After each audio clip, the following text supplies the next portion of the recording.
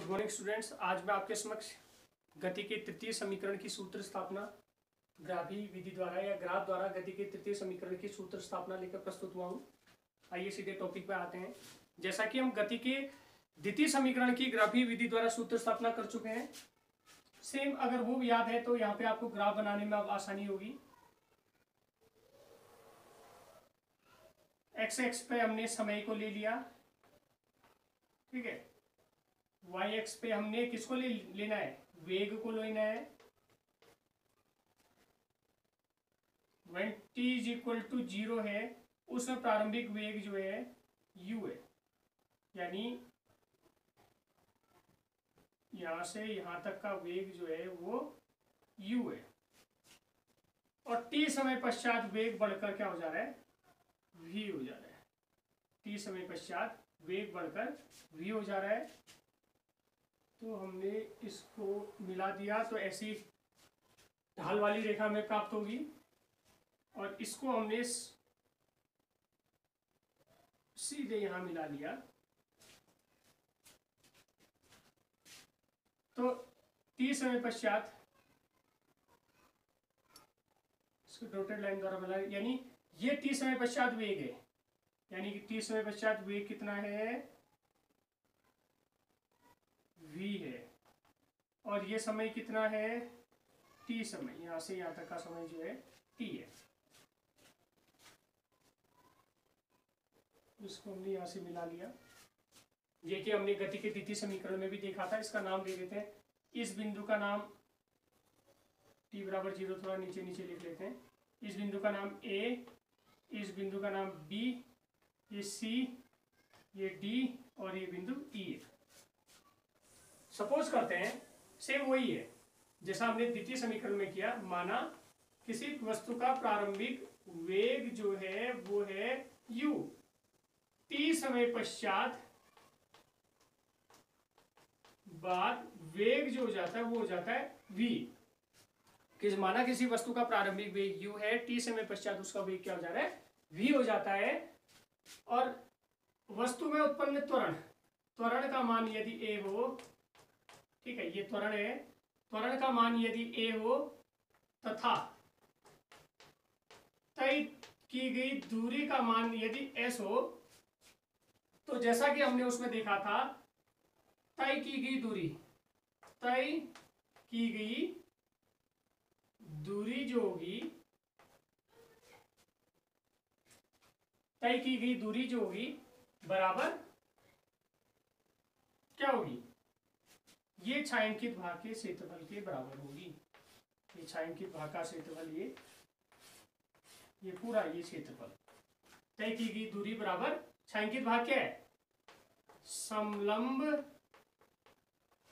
चतुर्भुज।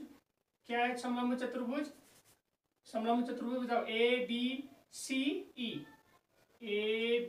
सी ई का क्षेत्रफल होता है, ठीक है। तो तय की गई दूरी s बराबर, तय की गई दूरी बराबर समलंब चतुर्भुज का क्षेत्रफल क्या होता है, समलंब चतुर्भुज का क्षेत्रफल बराबर 1/2 समांतर भुजाओं का योग, समांतर भुजाओं का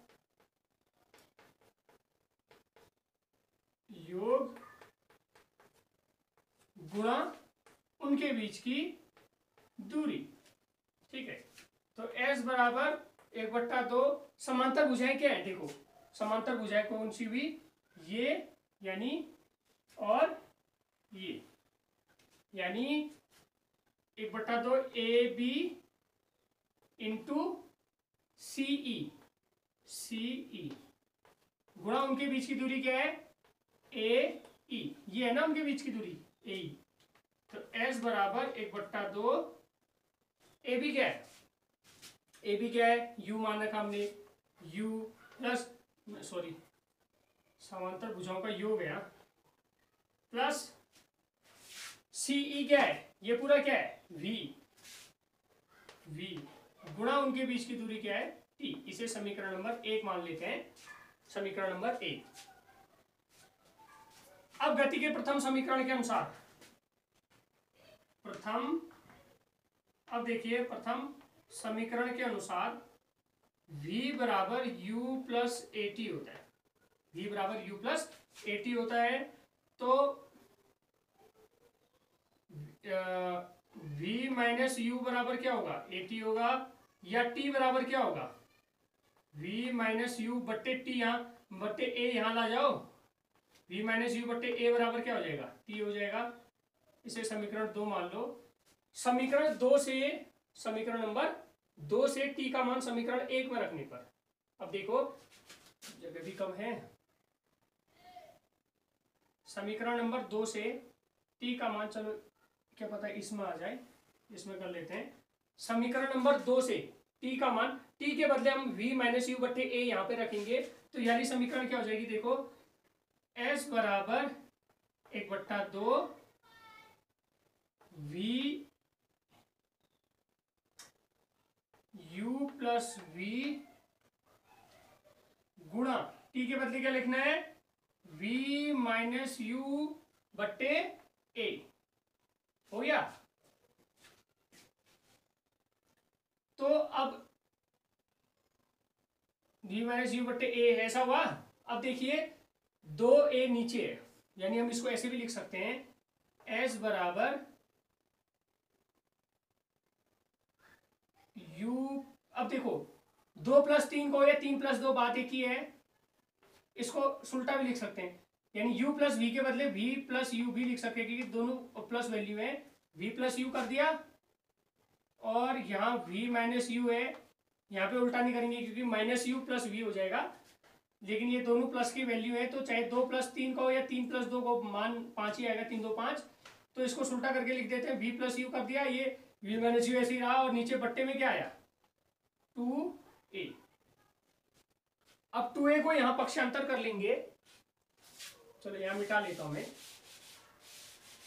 अब देखिए इस वाले समीकरण में देखना, 2a को यहां पक्षांतर कर लेंगे तो 2as हो जाएगा इस साइड, 2as बराबर v plus u v minus you, v plus u v minus u. अब देखना गणित में एक सूत्र आपने पढ़ा होगा, या जिस वैसे 8 तक तो गणित सभी ने पढ़ रखी है, तो a plus b a minus b बराबर a square minus b square, तो 2as बराबर a square minus b square, यानी v square minus u square हो जाएगा, 2as बराबर v square minus u square. अब माइनस का चिन्ह यहाँ पक्षांतर कर लेंगे, माइनस का यू यहाँ के प्लस का हो जाएगा, तो यू स्क्वायर प्लस 2as बराबर वी स्क्वायर, ठीक है।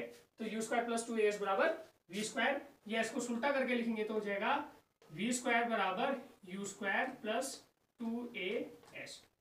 यही गति का तृतीय समीकरण है, यही गति का तृतीय समीकरण है। तो याद रख लेना, ग्राफी विधि द्वारा द्वितीय तथा तृतीय समीकरण को का सूत्र स्थापना करते इसमें याद रख लेना कि समलंब चतुर्भुज के क्षेत्रफल से ही हमारा तय की दूरी बराबर समलंब चतुर्भुज का क्षेत्रफल होता है। इसी आधार पर द्वितीय समीकरण तथा तृतीय समीकरण की सूत्र स्थापना होती है, जिसमें कि द्वितीय समीकरण में तो हमने समलंब चतुर्भुज को त्रिभुज और आयत में बांट लिया था, लेकिन यहाँ पे डायरेक्टली समलंब चतुर्भुज का सूत्र लगाएंगे, s बराबर 1/2 समांतर भुजाओं का योग गुणा उनके बीच की दूरी। तो s बराबर 1/2 समांतर भुजाओं का योग क्या हो गया, u प्लस v गुणा t हो जाएगा। लेकिन t का मान समीकरण नंबर 1 से निकलता है v माइनस यू, तो t के बदले v माइनस यू रखा, तो ना सॉरी v माइनस यू बट्टे a रखा t का मान, तो हमारा s बराबर 1/2 v plus u plus v गुणा v माइनस यू हुआ। तो s बराबर, अब 1/2 दो नीचे है और a नीचे है, तो दोनों को बट्टे में 2a रख लेते हैं कॉमनली, ठीक है, इसको सामान्य सरल कर देते हैं, तो 2a नीचे आ गया, और यहाँ पे u प्लस v है या v प्लस u है, बात एक ही हुई। तो इसमें v क्योंकि एक सूत्र में स्थापित करने के लिए, एक सूत्र में लगाने के लिए इसको उल्टा करके लिख देते हैं v प्लस यू और v माइनस यू। तो v plus u v minus u गणित का एक सूत्र a square minus b square आता है, a square minus b square बराबर a plus b a minus b. तो a plus b a minus b से ये क्या हो जाएगा, v square minus u square हो जाएगा। तो और 2a को यहाँ पक्षांतर किया, 2as बराबर, क्योंकि यहाँ s है, 2a यहाँ मतलब 2a यहाँ मल्टीप्लाई हो जाएगा, 2as हो गया, 2as बराबर v plus u v minus you.